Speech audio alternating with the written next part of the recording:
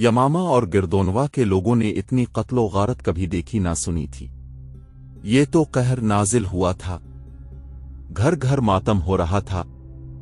इस भयानक सूरत हाल में लोग इस नाबी कुव्वत के आगे सजदे करना चाहते थे जिसने उन पर कहर नाजिल किया था। मुसलमानों की फौज में कुरान के हाफिज और कारी भी थे। उन्होंने लोगों को आयात कुरानी सुनाकर बताना शुरू कर दिया था कि उन्हें तबाह करने वाली गैबी ताकत किया है। मुअर्रिख लिखते हैं कि बन्नू हनीफा के जो आदमी भाग गए थे उनकी तादाद कम व बेश 3000 थी। वो यूं लापता हुए कि उधर उधर छप गए थे। मुसलमान उन्हें ढूंढ ढूंढ कर ला रहे थे। वो भी खौफजदा थे। वो नादिम भी थे कि उन्होंने एक झूठे नबी के हाथ पर बैत की जिसने उन्हें कहा था कि उसे खुदा ने ऐसी ताकत दी है कि फतह बन्नू हनीफा की ही होगी और मुसलमान तबाह हो जाएंगे। उन्हें तबलीग किया इस्लाम के तफसीली तारुफ की जरूरत नहीं थी। इनमें से बेशतर ने अज खुद इस्लाम कबूल कर लिया। मजाए बिन मरावा बन्नू हनीफा की सरदारी में मुस्लिमा कज़्ज़ाब का जानिशीन था। उसने देखा कि इसका कबीला धड़ाधड़ इस्लाम कबूल करता जा रहा है तो उससे इसे ये इत्मीनान हुआ कि खालिद के दिल में इसके खिलाफ जो खलिश थी वो निकल गई है। बन्नू हनीफा के लोग जौक दर जौक खालिद के पास बैत के लिए आ रहे थे। खालिद ने इनमें से चंद एक सरकर्दा अफराद का एक वफ्द तैयार किया और उन्हें खलीफा अल मुस्लिमीन के हाथ पर बैत के लिए मदीना भेज दिया। खालिद को ये जंग बहुत महंगी पड़ी थी। कदीम तहरीरों और दीगर जराए से पता चलता है कि खालिद को इतने बड़े लश्कर पर फतह हासिल करने की तवक्को कम ही थी। उन्होंने ये अल्लाह के भरोसे और अपनी जंगी काबिलियत के बिल बोते पर लड़ी थी। उनके असाब थक कर चूर हो चुके थे। इस जंग की खूनरेजी का अंदाजा यह है कि बन्नू हनीफा के 21,000 आदमी मारे गए थे। जख्मियों की तादाद अलग है। इसके मुकाबले में शहीद होने वाले मुजाहिदीन की तादाद 1200 थी। इनमें 300 शहीद कुरान के हाफिज थे। यहाँ ये अमर काबिल जिक्र है कि जब खलीफा अबू बकर को इत्तला मिली कि शहीदों में 300 हाफिज कुरान थे तो उन्होंने ये सोच कर के जंगों में कुरान के तमाम हाफिज शहीद हो सकते हैं, हुक्म दिया कि कुरान एक जगह तहरीर में जमा कर लिया जाए। चुनांचे पहली बार कुरान को इस शक्ल में जमा किया गया जो आज हमारे सामने है। जंग यमामा के बाद खालिद की कैफियत ये थी कि जिस्मानी और ज़हनी लिहाज से शल हो चुके थे। लैला उनके थके मांदे असाब सहलाती थी। मौरखों ने लिखा है कि किसी भी जंग में मुसलमानों का इतना जानी नुकसान नहीं हुआ था। अब एक ही बार 1200 मुजाहिदीन शहीद हो गए तो बाकी मुजाहिदीन पर जैसे गम के पहाड़ इपड़ी हों। खालिद दुख और गम को कबूल करने वाले नहीं थे। अगर वो मरने वालों का मातम करने बैठ जाते या दिल पर गम तारी कर लेते तो सिपा सालारी न कर सकते। उन्हें आगे चलकर इराक और शाम फतह करना था। उन्हें इर्तिदाद को कुचलकर इस्लाम को दूर दूर तक फैलाना था। इसलिए वो अपने आप को रंज और गम से आजाद रखते थे। वलीद के बेटे लैला ने खालिद से कहा, मैं तुम्हें इस अजीम फतह पर एक तोहफा देना चाहती हूं। क्या अल्लाह की खुशनुदी काफी नहीं? खालिद ने कहा, वो तो तुम्हें मिल ही गई है। लैला ने कहा, तुम अल्लाह की तलवार हो। मैं इस दुनिया की बात कर रही हूं। तुम बहुत थक गए हो। तोहफा क्या है? खालिद ने पूछा। मजा अलैहिस्सलाम बन मरावा की बेटी। लैला ने कहा, तुमने इसे नहीं देखा? मैं इसके घर गई थी। बहुत खूबसूरत लड़की है। यमामा का हीरा है। वो तुम्हें चाहती भी है। कहती है कि खालिद अजीम इंसान है जिसने हम पर फतह पाकर भी ऐलान किया है कि किसी औरत को लौंडी नहीं बनाया जाएगा। हालांकि उसे यमामा की औरतों ने धोखा दिया था। इस दौर में अरबों के यहाँ सौकन का तसव्वुर नहीं था। खालिद ने मजा अलैहिस्सलाम बन मरारा से कहा कि वो उसकी बेटी के साथ शादी करना चाहते हैं। मुअर्रिखों ने लिखा है कि मजा अलैहिस्सलाम इतना हैरान हुआ जैसे इसने गलत सुना हो। क्या कहा तूने? वलीद के बेटे मजा अलैहिस्सलाम ने पूछा। میں تمہاری بیٹی کے ساتھ شادی کرنا چاہتا ہوں۔ خالد نے اپنی بات دہرائی۔ کیا خلیفہ ابو بکر ہم دونوں سے خفا نہ ہوں گے؟ مجاع علیہ السلام نے کہا۔ مجاع علیہ السلام کے صحیح الفاظ یہ تھے، کیا خلیفہ ہم دونوں کی کمر نہ توڑ ڈالیں گے؟ خالد اس بات پر اصرار کرتے رہے کہ وہ مجاع علیہ السلام کی بیٹی کے ساتھ شادی کریں گے۔ آخر انہوں نے اس حسین اور جوان لڑکی کو اپنے عقد میں لے لیا۔ یہ خبر مدینہ پہنچی تو خلیفہ المسلمین ابو بکر صدیق نے خالد کو خط لکھا، او ولید کے بیٹے، تمہیں کیا ہو گیا ہے؟ شادیاں کرتے پھرتے ہو؟ تمہارے خیمے کے باہر 1200 مسلمانوں کا خون بہہ گیا ہے، تم نے شہیدوں کا خون بھی خشک نہیں ہونے دیا۔ یہ عمر بن خطاب کی کارستانی ہے۔ خالد نے یہ خط پڑھ کر زیر لب کہا، یاد رہے کہ یہ عظیم صحابہ کی آپس کی گفتگو ہے جن کا سب کچھ اللہ اور رسول اللہ پر نثار تھا۔ بعض ناعاقبت اندیش منظر پس منظر جانے بغیر ان سے بدگمانیاں پیدا کرنے کی کوشش کرتے ہیں۔ ان کی رفتوں کے ادراک کے لیے رگوں میں حلال خون کا ہونا شرط اول ہے۔ یہ معاملہ سرزنش کے خط پر ہی ختم ہو گیا۔ خلیفہ ابو بکر نے خالد کو یہ پیغام بھی بھیجا کہ وہ یمامہ کے علاقے میں رہیں اور اگلے حکم کا انتظار کرے۔ خالد مجاع علیہ السلام کی بیٹی اور لیلا کو ساتھ لے کر یمامہ کے قریب وادی وبر میں جا خیمہ زن ہوئے۔ 2 ماہ بعد انہیں اگلا حکم ملا۔ فروری 633 عیسوی کے پہلے ہفتے ذی-قعدہ 1 ہجری کے آخری ہفتے کے ایک دن خلیفہ حضرت ابو بکر صدیق رضی اللہ عنہ سے ملنے ایک شخص آیا جس نے اپنا نام منی بن حارثہ شیبانی بتایا۔ خلیفہ کے لیے اور اہل مدینہ کے لیے وہ ایک غیر اہم بلکہ گمنام آدمی تھا۔ اگر ایسا شخص کسی بادشاہ کے دربار میں جاتا تو اسے وہاں سے نکال دیا جاتا، لیکن حضرت ابو بکر رضی اللہ عنہ کسی اقلیم کے بادشاہ نہیں بلکہ شہنشاہ دو جہاں کے خلیفہ تھے جن کے دروازے ہر کسی کے لیے کھلے رہتے تھے۔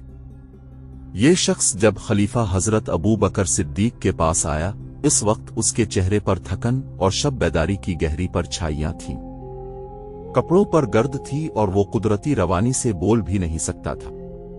کیا مجھے کوئی یہ بتا سکتا ہے کہ یہ اجنبی مہمان کون ہے؟ امیر المومنین حضرت ابو بکر نے پوچھا۔ یہ شخص جس نے اپنا نام مسنا بن حارثہ بتایا ہے، یہ معمولی آدمی نہیں۔ قیس بن عاصم المنقرہ نے جواب دیا، امیر المومنین، اس کے یہاں آنے میں کوئی فریب نہیں۔ شہرت اور عزت جو اس نے پائی ہے وہ اللہ ہر کسی کو عطا کرے۔ ہرمز جو عراق میں فارس کا سالار ہے اور جس کی فوج کی دھاک بیٹھی ہوئی ہے، مسنا بن حارثہ کا نام سن کے سوچ میں پڑ جاتا ہے۔ امیر المومنین، کسی اور نے کہا، آپ کا اجنبی مہمان بحرین کے قبیلہ بکر بن وائل کا معزز فرد ہے۔ یہ اسلام قبول کرنے والے ان لوگوں میں سے ہے جنہوں نے کفر اور ارتداد کی آندھیوں میں اسلام کی شمع روشن رکھی ہے، اور اس نے ہمارے سالار علا ابن حضرمی کے ساتھ مل کر عراق کی سرحد کے علاقوں میں مرتدین کے خلاف لڑائیاں لڑی ہیں۔ امیر المومنین کا چہرہ چمک اٹھا۔ اب انہوں نے مسنا بن حارثہ کو بدلی ہوئی نگاہوں سے دیکھا۔ ان کے ذہن میں عربی مسلمانوں کے وہ قبائل آ گئے جو ایرانیوں کے محکوم تھے۔ یہ عراق کے علاقے میں آباد تھے۔ یہ تھے بنو لم، تغلب، ایاد، نمبر اور بنو شیبان۔ ایک روایت کے مطابق یہ وہ عربی باشندے تھے جنہیں پہلی جنگوں میں ایرانی جنگی قیدی بنا کر لے گئے اور انہیں دجلہ اور فرات کے ڈیلٹا کے دلدلی علاقے میں آباد کر دیا۔ ان قبائل نے ایرانیوں کا غلام ہوتے ہوئے بھی اپنے عقیدوں کو اپنے وطن کے ساتھ وابستہ رکھا۔ عرب میں اسلام کو فروغ ملا تو انہوں نے بھی اسلام کو قبول کر لیا۔ عراق سے سجا جیسے چند افراد نے نبوت کے دعوے کیے تو ان محکوم عربوں نے اس ارتداد کے خلاف محاذ بنا لیا۔ ادھر مسلمان ایک ایسی جنگی طاقت بن چکے تھے جن کے سامنے مرتدین اور کفار کے متحدہ لشکر بھی نہ جم سکے۔ میدان جنگ سے ہٹ کر مسلمان جو عقیدہ پیش کرتے تھے وہ دلوں میں اتر جاتا تھا۔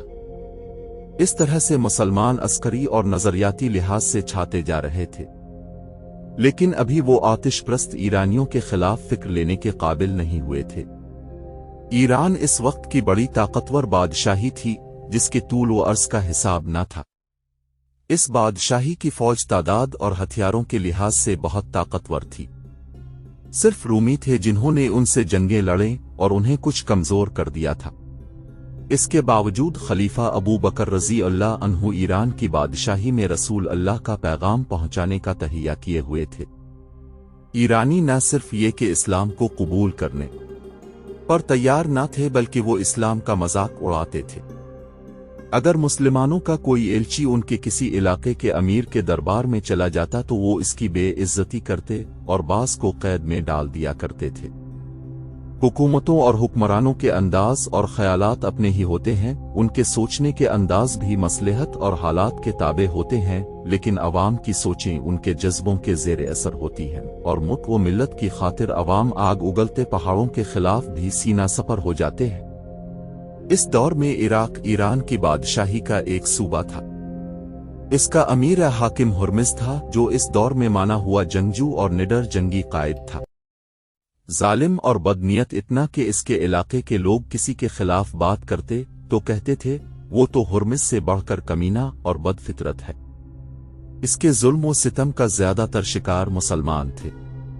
जो दजला और फरात के संगम के इलाके में रहते थे, उनके खिलाफ हुर्मिज़ को ही एक दुश्मनी थी कि वो इस्लाम के पैरोकार हैं।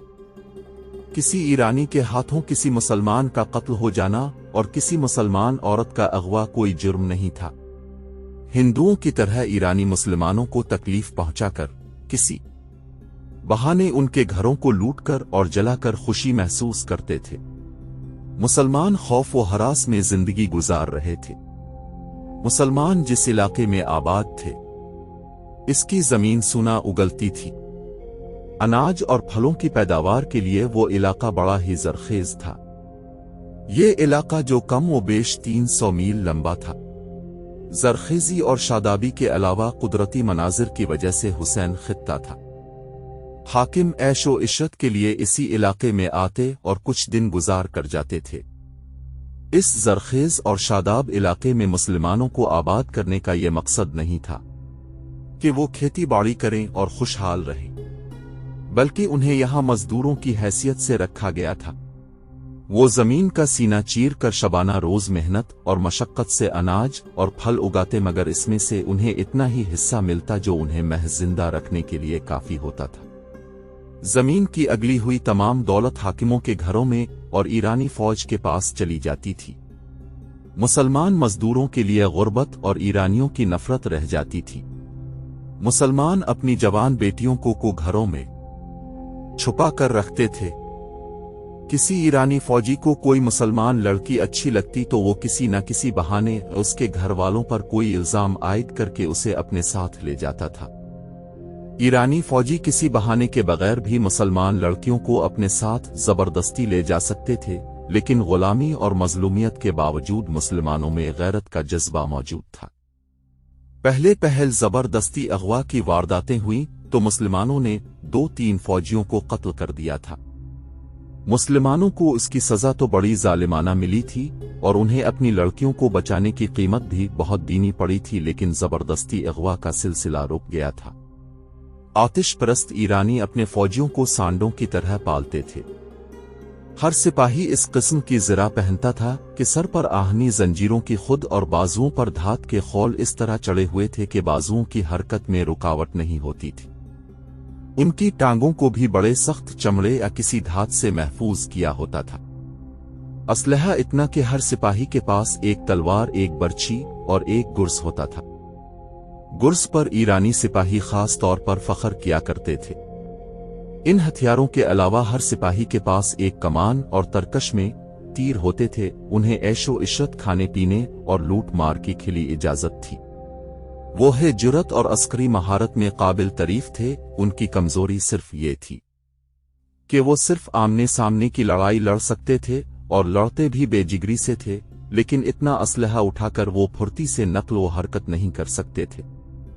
किसी दस्ते आजेश को फौरन एक जगह से दूसरी जगह जाना पड़ता तो वो मतलूबा वक्त में नहीं पहुंच सकते थे।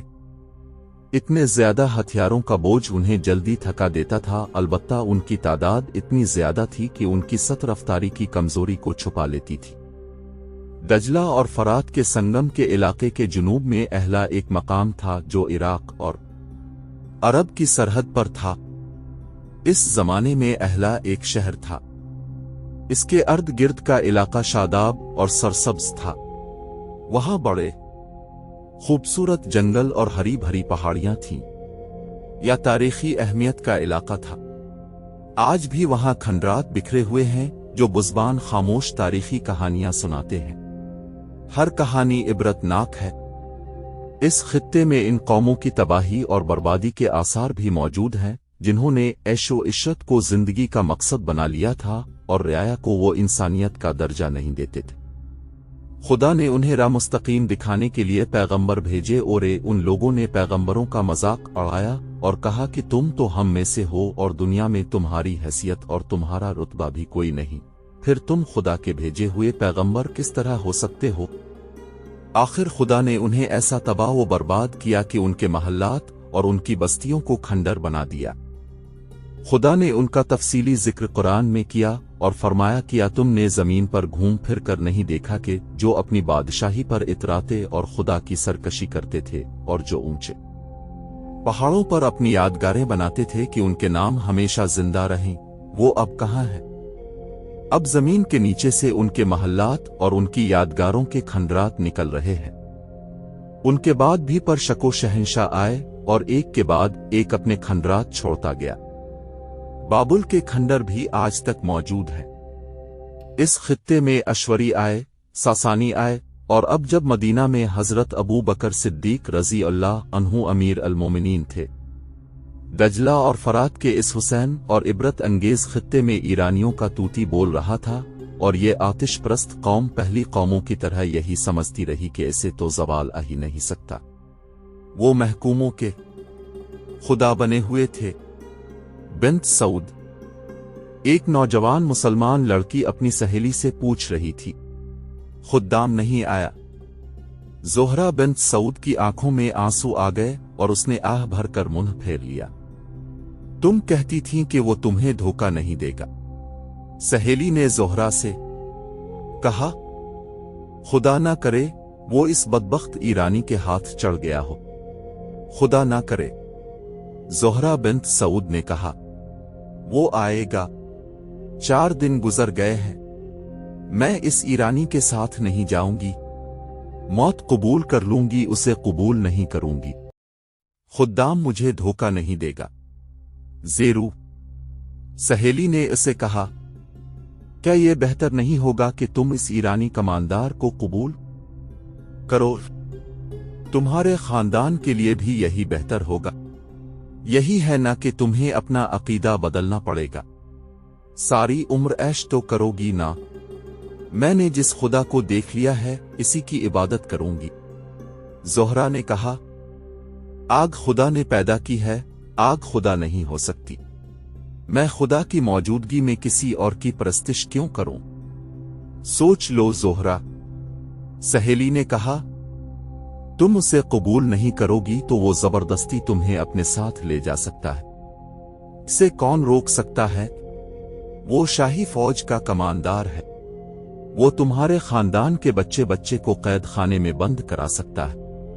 ہوں تو میں بھی مسلمان کی بیٹی، میں اللہ کی عبادت کرتی اور اللہ کی ہی قسم کھاتی ہوں، لیکن اللہ نے ہماری کیا مدد کی ہے؟ کیا تمہیں یقین ہے کہ اللہ تمہاری مدد کرے گا؟ اگر اللہ نے میری مدد نہ کی تو میں اپنی جان لے لوں گی۔ زہرہ نے کہا، اور اللہ سے کہوں گی کہ یہ لے، اگر میرے وجود میں جان تو نے ڈالی تھی تو واپس لے لے، اور اس کے آنسو بہنے لگے۔ زہرہ اپنے جیسے ایک خوبصورت جوان خدام بن اسد کو چاہتی تھی اور خدام اس پر جان نثار کرتا تھا۔ ان کی شادی ہو سکتی تھی، لیکن شیمر ایرانی فوج کا ایک کماندار تھا جس کی نظر زہرہ بنت سعود پر پڑ گئی تھی۔ اس نے اس لڑکی کے باپ سے کہا تھا کہ وہ اس کی بیٹی کو بڑی آسانی سے گھر سے لے جا سکتا ہے، لیکن ایسا نہیں کرے گا، میں تمہاری بیٹی کو مال غنیمت سمجھ کر نہیں لے جاؤں گا۔ شیمر نے کہا تھا، اسے 2 گھوڑوں والی استجی پر لے جاؤں گا جس پر دولہے اپنی دلہنوں کو لے جایا کرتے ہیں، तुम लोगों को फख्र से बताया करोगे कि तुम्हारी बीवी एक ईरानी कमांडर की बीवी है। लेकिन ईरानी कमांडर? ज़ोहरा के बाप ने कहा था, तुम्हारा एहतराम हम पर लाजिम है। अगर लड़की तुम्हारी दुल्हन बनना चाहेगी तो हम उसे नहीं रोकेंगे। तुम गलीज अरबी और ईरानी कमांडर ने इस नफरत से जिससे वो हर मुसलमान से बात किया करता था, कहा तो बेटियों को जिंदा दफन कर देने वाली कौम में से है और कहता कि अपनी शादी का फैसला तेरी बेटी खुद करेगी। जरतुश्त की किस्म। अगर तेरी बेटी ने अपना हाथ मेरे हाथ में न दिया तो तुझे और तेरी बेटी को उन कोठरियों में बंद करूंगा जिनमें कोड़ी बंद है। बहुत थोड़ी मोहलत दूंगा बूढ़े। इसके साथ इसके 3 गेवर सवार सिपाही थे। उन्होंने बड़ी जोर का कहका लगाया था, मदीना बहुत दूर है बदबख्त बूढ़े। एक सिपाही ने उसे धक्का देकर कहा था, तेरा अमीर अल मोमिनीन तेरी मदद को नहीं आएगा। ज़ोहरा के बाप को और उसके भाइयों को मालूम था कि वो ईरान के एक सिपाही की भी हुक्म उदूली नहीं कर सकते। ये तो कमांडर था। उन्हें यह भी मालूम था कि शेमरान की बेटी को उठवा भी सकता है और वो कुछ नहीं कर सकते, लेकिन इस खित्ते के मुसलमानों के दिलों में आग के पुजारियों की जो नफरत थी वो उन्हें मजबूर कर रही थी कि वो उनके गुलाम होते हुए भी उनकी गुलामी कबूल ना करें, और उसका अंजाम कितना ही भयानक क्यों ना हो इसे बर्दाश्त करें। उन्हें अपने अल्लाह पर भरोसा था। ज़ोहरा और खुद्दाम को मिलने से कोई रोक नहीं सकता था। वो फलों के बागात में काम करते थे। जिस रोज शीमर ज़ोहरा के घर आया था उसके अगले रोज ज़ोहरा खुद्दाम से मिली और खौफजदा लहजे में खुद्दाम को बताया कि ईरानी कमांडर किया धमकी दे गया है, हम यहां से भाग ना चलीं? ज़ोहरा ने पूछा। नहीं, खुद्दाम ने जवाब दिया, अगर हम भाग गए तो ये बदबख्त तुम्हारे और मेरे खानदान के बच्चे बच्चे को कत्ल कर देंगे। फिर क्या होगा? ज़ोहरा ने पूछा। जो खुदा को मंजूर होगा। खुद्दाम ने कहा, खुदा खुदा खुदा। ज़ोहरा ने झंझुलाते हुए लहजे में कहा, जो खुदा हमारी मदद नहीं कर सकता ज़ोहरा।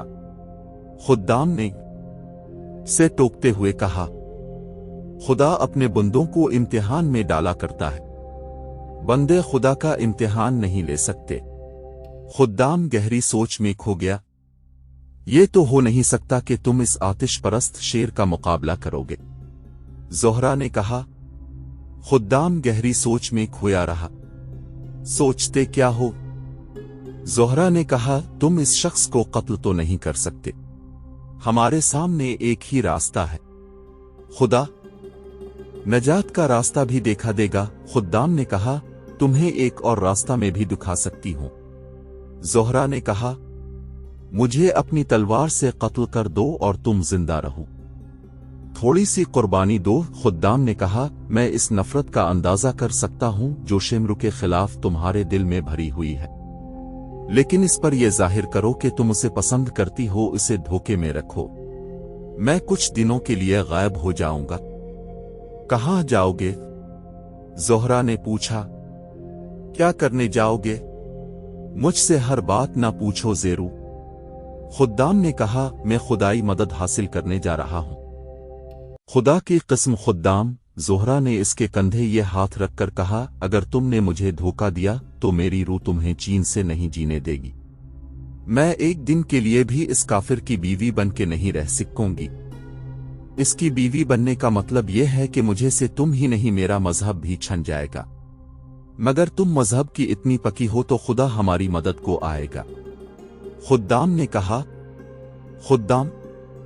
ज़ोहरा ने मायूसी के लिए में कहा, मैं मजहब की तो पकी हूं लेकिन खुदा पर मेरा अकीदा मुतज़लज़ल होता जा रहा है। खुद्दाम कुछ और कहने ही लगा था कि बाग में काम करते हुए लोगों में हड़बोंग सी मच गई। 3-4 आदमियों ने खुद्दाम को पुकारा। ज़ोहरा उठी और वहीं से पौधों में गायब हो गई। खुद्दाम ने उठकर देखा, कुछ दूर पर ईरानी कमांडर शीमर अपने घोड़े पर सवार आ रहा था। उसने दूर ही से कहा था कि खुद्दाम को उसके पास भेजा जाए। खुद्दाम आहिस्ता आहिस्ता चलता शीमर की तरफ गया। तेज चलू, शीमर ने घोड़ा रोक कर दूर से कहा। खुद्दाम ने अपनी चाल ना बदली। शीमर ने एक बार फिर गरज कर उसे तेज चलने को कहा। खुद्दाम अपनी ही रफ्तार से चलता रहा। शीमर घोड़े से कूदकर उतरा और कूल्हों पर हाथ रखकर खड़ा हो गया। बाग में काम करने वाले मुसलमान दम बखुद देखते रहे। उन्हें मालूम था कि शीमर खुद्दाम की हड्डी पसली एक कर देगा, लेकिन खुद्दाम जब इसके सामने जा रुका तो शीमर ने हाथ भी ना उठाया। देख ले इंसान, शीमर ने खुद्दाम से हिकारत आमेज लहजे में कहा, मैं तुम्हारे बाप और रे तुम्हारी जवानी पर रहम करता हूं। आज के बाद मैं तुम्हें इस लड़की के साथ न देखूं, मगर तुमने मुझे इस लड़की के साथ देख लिया तो फिर क्या होगा? खुद्दाम ने पूछा, फिर मैं तुम्हारे मुंह पर एक दो थप्पड़ नहीं मारूंगा। शीमर ने कहा, तुम्हें दरख्त के साथ उल्टा लटका दूंगा, जाओ मेरी नजरों से दूर हो जाओ। शमर घोड़े पर सवार हुआ और चला गया। खुद्दाम वहीं खड़ा उसे देखता रहा।